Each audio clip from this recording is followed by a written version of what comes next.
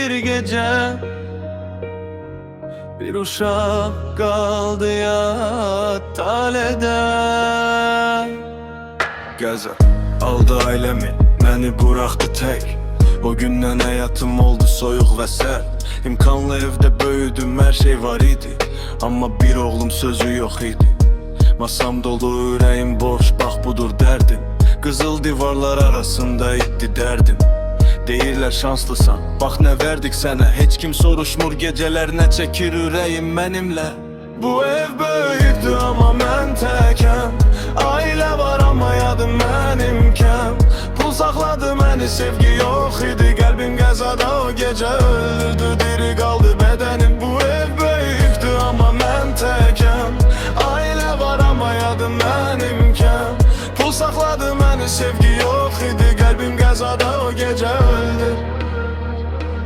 Gecələr səs gəlir anamın adından. Atamın baxışı düşmür yadımdan. Oyuncaqlar yox indi, xatirələr ağar. Hər biri ürəyimdə qanayan yaralar.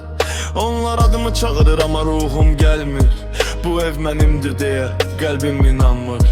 Taleyim bahalı, hisslərim kasıb. Var dövlət yetmədi ailəmi qaytarmağa yazıq. Bu ev böyükdür amma mən təkəm. Ailə var amma yadım mənimkəm.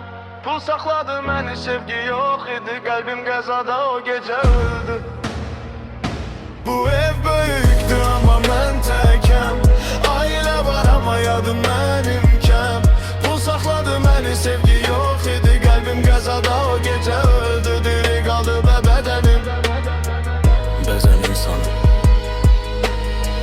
pul yox, sevgi yaşadı.